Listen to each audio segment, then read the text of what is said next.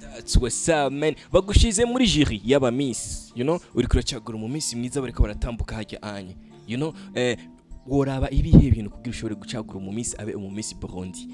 So icambere ntangura kuraba itaye yiwe kwanza.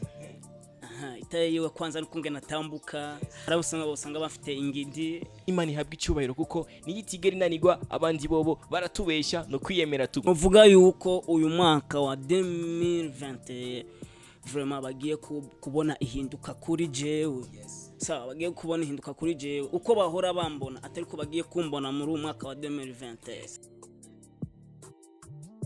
Hello guys, ndabaramukije abarundi mwese muri ko muradukurikirana muri kano kanya ni Mr Captain Dollar Capital the voice killer nkakubwira ati Imana ihabwa icyubahiro kuko niyitigera inanirwa abandi bobo baratubesha no kwiyemera tu. That's what's up, man. Mu ndege hari abapilote babiri.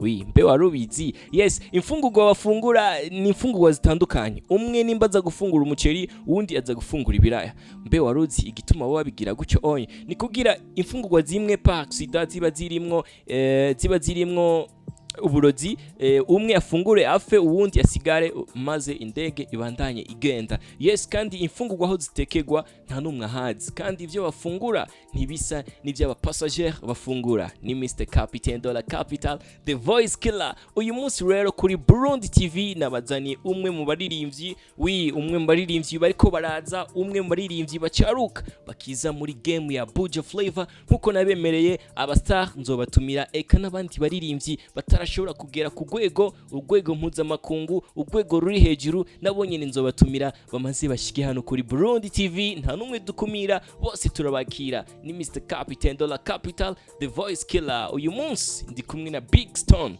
That's what's up, man. Mambo vipi bro? Yeah, fresh bro. Kupoa. Nashukuru Mungu kabisa. Naona umependeza mzee. Thanks sana ndugu yangu, hata wewe umependeza. Asante sana bro. Yes, uyu munsi nza gutera mana Big Stone ngaha anye mu bwami bwa Burundi TV. Ni ibintu bidasanzwe guys, it's amazing. Yes, ku muntu hari ubwambera kubonye boga Big Stone shora kumubwira yuko Big Stone ni indega man. Big Stone numuririmbyi sanzwe ariko atanga umuziki va mugabo nubwo atari vuba.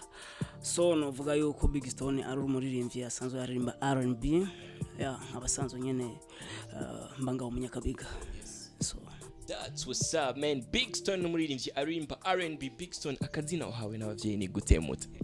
So je wanyitwa Munezero Ernest ariko kazina abavyeyi je banyise kabisa. Ego Big Stone n'umutipe ameze gute gamani? Yes, umuntu atamuzi Big Stone ameze gute?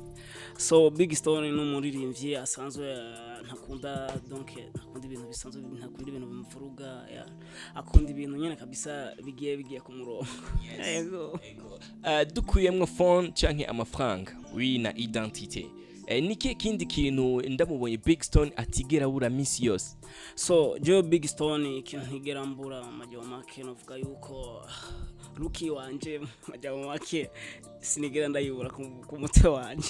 Yego tuzohura hose nzoba mbona ufite look nkiyonye. Bwana oya nzoza ndahindura kabisa kuko ino musanga afite yiruki. Ejo naho uzosanga afite indi ruki. Ego nahantu hameze gute ntashobora kuhamusanga Big Stone n'umunsi n'umwe?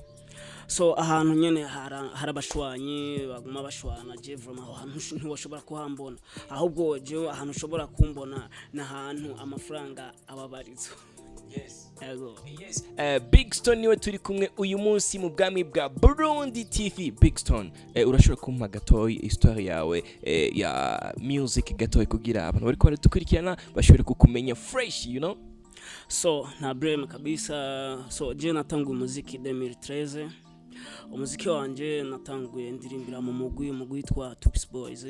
Ntangura ndirimba hip hop ava yo kuja mu mugwi abatipe twaririmbana. So bacha barabihe bakuririmba umugwi wacu kabisa ucura gwa hasi kidogo, anavuga ati so je sino bandanya sino canke bakuririmba. Nje ndabandanya ndaririmba. So rero deja novuga yuko ubu hip hop novuga yuko nayihagaritse gatoya, ariko nayo nyene sinayihagaritse nabaye ndayipoza tu. So nayo nyene umuntu agenda akora vyose buke. So ubu je ndirimba R&B. ego umudada mukundana nibihe bintu udakunda ko akora kuri wewe? so ibintu ntakunda ko akora kuri je novuga yuko sinkunda ko mbabaza kandi nkunda yuko mu bisanzwe yama ari hafi yanje mu majambo make. Niyihe business Big Stone adashobora gukora mu buzima bwiwe? So sinovuga yuko ari ubeshi bavuga ngo kuyori yarara ariko so ubu nayarara yagera wayakazi we ariko so kimwe gusa novuga yuko akazi kaguhemba amafaranga akazi make icusha kushobora kukironka kubera kajya akazi kawukora vraiment ndibaza yuko akazi kose jewe no shobora kugakora bivanye nuko mvuga nti akajya akazi ndagakoze ndaronka amafaranga. Ego dukuyemwo kuririmba kuko uri umuririmbyi wa R&B nike kintu umunsi udashobora guhera udakoze gamuta?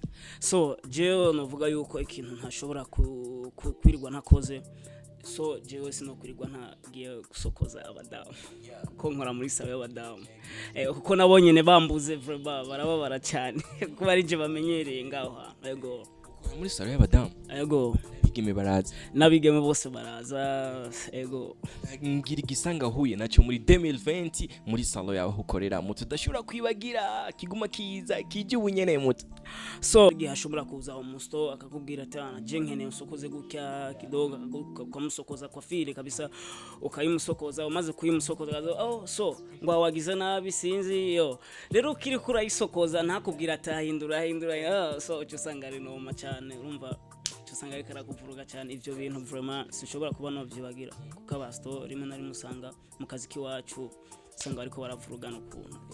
Ego ni izihe ngeso umudada azanye muri kumwe man ushobora kumutoka utanamusezera utanamubwiye bye? So je izi ngeso novuga yuko nk'umusto musanga turi kumwe novuga yuko ntajye usanga muba muri kumwe ko muratembera basi muri ko muratembera mu barabara so kidogo akacabona nk'umutipe bazinanye gacu usanga bagiye kugwana mu ndama yambi wowe muri kumwe nawe gacusigarara ukavuga so ibintu nivyumvikana rero ubona bishoboka kura karenge cyumutoka fast reka ndamutoka kumusana ibavure bizana ingorane kuko bimbonye nk'ibintu bagize so bona umengo byo bizana ingorane. Ego bica bihana. Urakoresha Facebook? Ndayikoresha. WhatsApp? Ndayikoresha. Instagram bado tu nilikuwa narayikoresha ava mugabo so ubu ntankoresha. Ni izihe SMS umuntu akurongikiye uvuga ati uyu muntu ngaca ndamu block you know? So hariho SMS umuntu ashobora kukwandikira vraiment ukavuga ati je SMS vraiment wapi kabisa. So nk'umutipe twahora turirimbana je kabisa arandondera sana nini arandondera kuko novuga yuko ari indirimbo twigeze kuba dukorana nawe so umutipe akambwira je ndi Kenya eske nshaka ko dukorana indirimbo navuga nta so je kabisa nafite esmentare iri mu studio hanana wewe rungika rare hama tukore umuti kabisa. So uwo mutipe so aragenda hari ya Kenya twambwe abana injiza amajwi hamunugika amajwi no amabashire kuri gebit ama ibintu bigende fresh mutipe amajwi bace banugika ari mixage nabwe bro reka kuhara bro ayo no kuvuga yuko novuga vraiment wewe gerageza bagende baguha amajwi atamixage atagiriwe mixage hama ingoma tuyikore fresh mutipa arahara sinzi ibintu nk'ivyo so je nca ndamwikata nca ndamukupa so ubu agumamo je vraiment mbabarira bijyana bigishijwe n'ishavu sinzi so urumva rero naciye mitamo kumubloka nubwo yandikira kuri Facebook WhatsApp sinda namwishanya namubloka kubera ikiya nta ntumbero nziza mbona afise so ndamwishinze usanga je ataho ndiko ndashikana umuntu agomba ko subira inyuma hono teye imbere mwishinze off no fa kabisa so kuko n'umuntu adashoboka n'umuntu mengo afise jalousie ukuntu. Ego yes guys ndi kumwe na Big Stone mu bwami bwa Burundi TV uracari kumwe nanje Mr Captain Dollar Capital the voice killer you know yes anura umutipe mu boga ndayo yes renze asio sana yes uyu n'umudada ari gambere man umubonye kandi wifuza kumudraga wamubonye man umudada baramukuzana inguyo ngaho onye tangura umutage twumve. So je vraiment umbwira ati sister je vraiment kungena ndakubonye vraiment ufite taille nziza so usa neza ufite look nziza urakoze so jewe nagukunze ndifuza uko jewe nawe vraiment twajana muri love hama bikurikira mu nyuma navyo kazobibona. Cyakora mbi ndi kumwe na Big Stone. Ibibazo vya Mr Captain biramutwengeje birarenze, eka arataritse aratwenze, noma sana. Yes, ibintu birarenze cyane guys, you know, ni Mr Captain dollar capital man. Ni kihe kintu wifuza ko abarundi bamenya kuri wewe batakiziga man? So ikintu navuga ko abarundi bifuza ko kumenya kuri jewe, navuga yuko mu majambo make jewe kuvaho nagahera nkatangura mu industry yo kuririmba, navuga yuko uyu mwaka wa 2020 vraiment bagiye kubona ihinduka kuri jewe.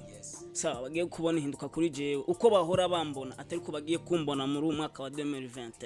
Sawa, nubabwira yuko ari ibikorwa byinshi jewe ndikunda kora muri iyi minsi, kandi nizere yuko ebana bizobanezererwa, bizobaryohera cyane, bizobaryohera sana gusumba uko bahora bumva izindi ndirimbo zanje. So ariko nazonyene tu ndazi yuko nabonyene bazi feeling sometimes. Yes, Big Stone umutipa ameze fresh kandi ali cool. Bogar bashobora kumbwira ati iyo onyoye inzoga man, nibihe bisanga ukunda gukora cyane man iyo onyoye kandi ubona ati naborewe kwe? So je vraiment yo nanyoye inzoga make imwe gusa, sinovuga ngo ndanywa inzoga nyinshi cyane birenze vraiment. Cyo zimwe nyene zimwe, nibihe bisanga ukunda gukora? So je vraiment bisanga nkunze gukora ari gusanga vraiment sanga kimwe gusa haraba baranyuze turanyuze inzoga mugabo, so kimwe gusa sinovuga ntabisanga munze gukora je vraiment. Man, ibisanga nibisiguye ko ari ikintu kibi man. Urashobora kuvuga amajambo menshi cyangwa ukagawana ugafata abana ama box, nibihe bintu ukunze gukora iyo wanyoye man? Yo sinovuga ngo ndagwana cyangwa nkunda kuvuga amagambo menshi, so kimwe gusa ahubwo jewe yo nyoye usanga ndi umuntu atekereje, usanga ndi umuntu vraiment ari pose.